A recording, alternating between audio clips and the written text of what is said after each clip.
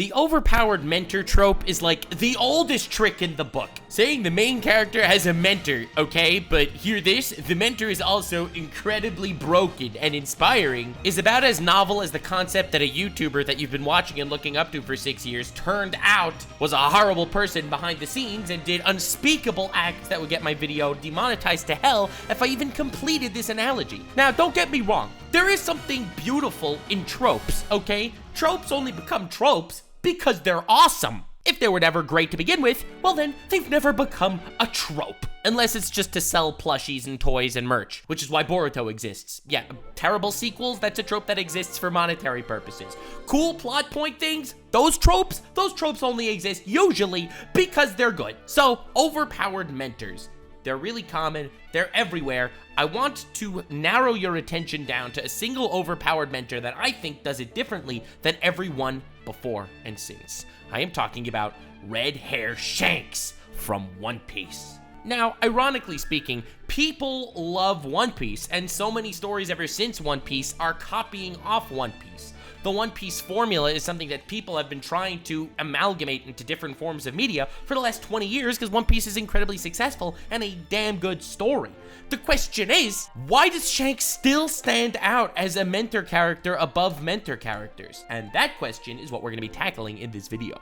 For those of you that are unaware, I started a series on this channel. This is the third video in the series where I will be covering all of One Piece. Literally all of it. I'm starting from the very beginning, and I'm doing weekly analysis type videos, sort of chronologically through the story, even though there will be spoilers and stuff. Last week, I covered how One Piece is the greatest mystery story ever told, because we still don't know what the One Piece is. Definitely watch that video if you want. But now, we're still on that One Piece train. Like and subscribe for the next one, which will probably be about Buggy and the power of propaganda. No promises, but stay tuned, subscribe and stuff. I want to do Overpowered done right on Shanks. Overpowered done right, it's a little niche that I found for myself. I love overpowered characters, and a lot of them are not done right. So, when I actually see an overpowered character that is done right, it makes my pickle tickle, if you know what I'm saying. And Shanks is quite the pickle tickler. Now, this video is not going to be talking about exactly what you expect. Yes, I'm definitely going to be talking about a bunch of Shanks badasseries over the years, but it's not going to have the conclusion you think it's going to have right now. I guarantee you. And that is because Shanks did what no other mentor character did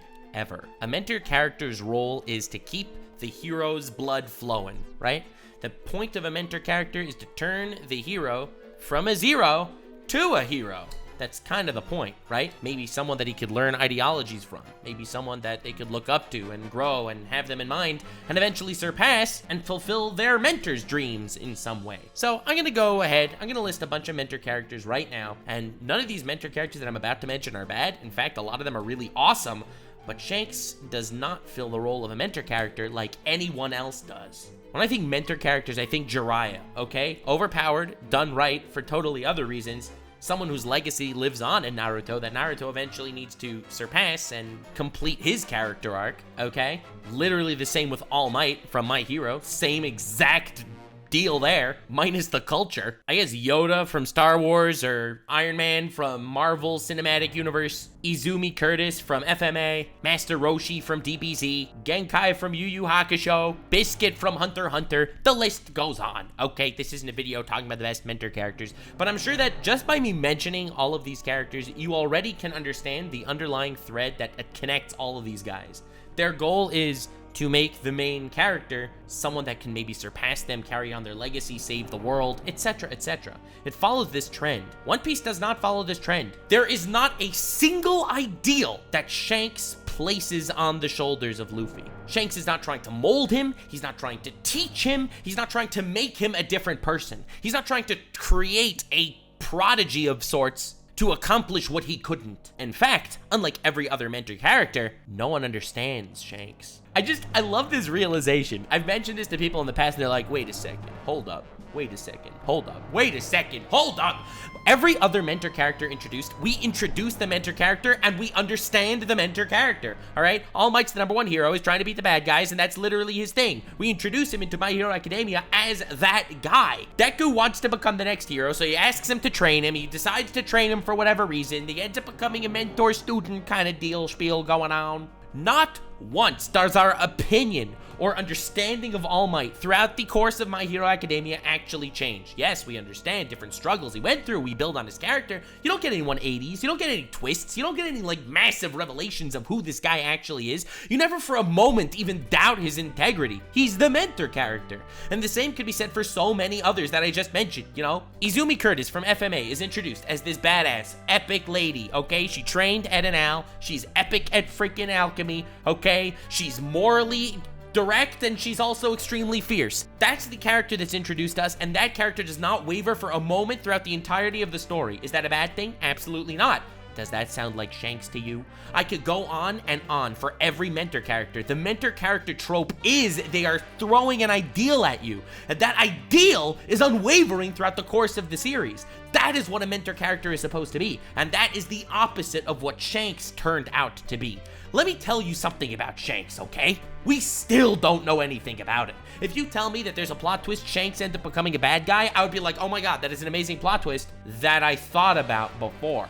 Did you ever even have a conceivable notion in your mind that Jiraiya or All Might would end up becoming villains? Like, it's so far-fetched. It wouldn't even make sense in the sense of the story. It wouldn't even be a plot twist that you'd be like, oh my god, that plot twist is actually cool. I didn't think of that. It would just be like, what? No, come on. Oh, dude, no. That would be my reaction if something like that happened. But with Shanks, it would take my breath away, but it would be like, damn, that's so good. We introduce Shanks as a mentor character, someone that's good to Luffy, someone that maybe opens Luffy's eyes to a potential future, someone that's willing to sacrifice his arm to protect Luffy. I don't want to get into the power scaling of that because the One Piece community is going to eat me alive if I even mention that. The point is, we see the empathy in this guy's eyes and his heart. We see that he is something deeper. We see that he's a good dude, at least by any metric that we have right now. But as the story goes on and on, as opposed to every other mentor type character, that, yeah, they're overpowered, yeah, they're good to the main guy for whatever reason. They saved him. They have visions for his future, whatever it is. As we go on, we start to understand the main character more and more, right? We start to understand the mentor more and more. The mentor had this struggle. The mentor had that struggle. The mentor overcame this bad guy, failed to overcome that bad guy. The hero now needs to pick up the mentor's job to overcome that bad guy. You have these tropes that you see again and again and again.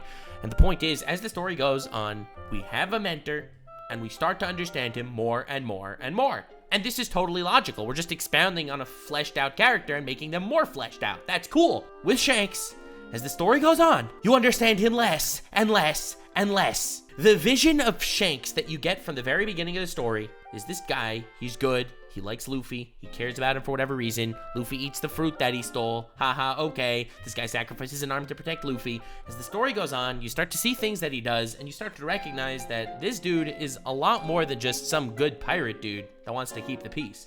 He has his own plans. He has his own ideas. He has his own crazy information and stuff. You see him meet up with Whitebeard and you're like, oh yeah, that's Shanks, he's cool, and you're still sort of on the Shanks good, cool train, alright? Shanks shows up to save Luffy at Marineford and stop the entire war, which again, one of the most badass scenes in all of anime, literally the biggest flex in One Piece by a mile. Alright, dude literally stops a war by just showing up and saying, listen, I'm gonna join the war. Like me and my 6 dudes, we're gonna join the war. Or you could just stop and everyone's like, all right guys, pack it up, go home, all right? Literally everyone's like, yeah, all right, we're good. Yeah, these 6 dudes, ain't dealing with these guys. So he's definitely overpowered. He has this insane presence throughout the story. And as it keeps going, as you continue to see the things he does, you realize he stopped Kaido from invading the war. He's not just some regular guy. Also, he didn't show up at the war earlier. Why not? He knew this was going down. This dude knows everything. He knew that Ace was captured. He met up with Whitebeard right when that went down. So why wasn't he there? Why wasn't he on one of the sides? For some reason, did he want this war to happen? Did he want this outcome? You start to question the actual motivations there. He stopped Kaido from entering the battle. Did he want this epic Whitebeard clash? Did he want Whitebeard to lose the war and then yell and scream that the One Piece is still real and open a new era? Did he want Luffy to feel some kind of loss to maybe awaken him and push him harder? Did he want damage on both sides? Did he want people to die? Who knows? Maybe he was just late. But it starts to plant this inkling in your mind that maybe there is more to Shanks than just some benevolent good dude who's looking out for Luffy. I don't know. Who knows? Not me. As the story keeps going, and as things keep happening, and as characters keep getting introduced, we understand Shanks is a man that's feared. He is not a man that's known for his morals. He's a man known for his power. He's not a man known for his benevolence. He's a man known for his strength and for getting what he wants. When you have this epic meeting, a reverie between all the kings of the world, all the most important people are there having a meeting, then you have the Gorosei, the 5 elders, these people that are so insanely old, they make Genryusei Yamamoto look like a goddamn kitten. They're having their meeting talking about the most dangerous people in the world. Ah, Luffy, this guy's dangerous. Oh, Blackbeard, this dude's a threat. These guys are ultimate peak government. They rule the world, more or less. And who's having a meeting with them? Shanks, a pirate, an emperor, a man with a bounty of 4 billion on his head, a man so dangerous that the world trembles, a man that every Marine wants dead. And who leads the Marines? The world government. Who's having a meeting with Shanks? A meeting? A peaceful meeting? The world government. This man has a lot of scary information and has a lot of scary connections. We do not know the ultimate goal of his plan.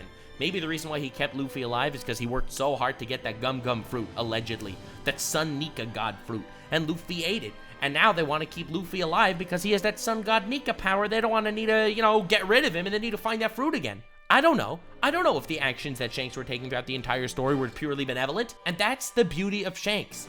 Not only is he completely overpowered, not only is he done right by the amount of fear that he musters by all the people around him, the entire world is terrified of him. The man scared Kaido, the strongest creature, into submission and ended a war by just showing up. This man, without an arm, has so much power that everyone is terrified of him. And despite all of that, despite all of this, overpowered, done right, mentor character that spurred Luffy on his journey, that was cool in every possible way, we know nothing about him. He is an overpowered character done right. I don't know if he'll be a final boss of the series or a final ally. I don't know if his death will be a tragedy or something to be celebrated.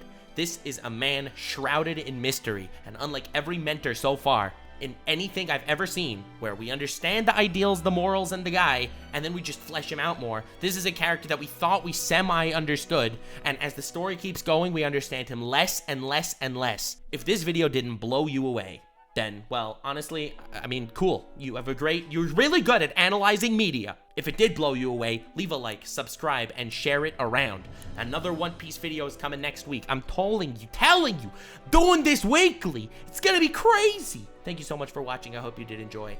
Have yourself a most wonderful evening, and remember to stay weird, fam.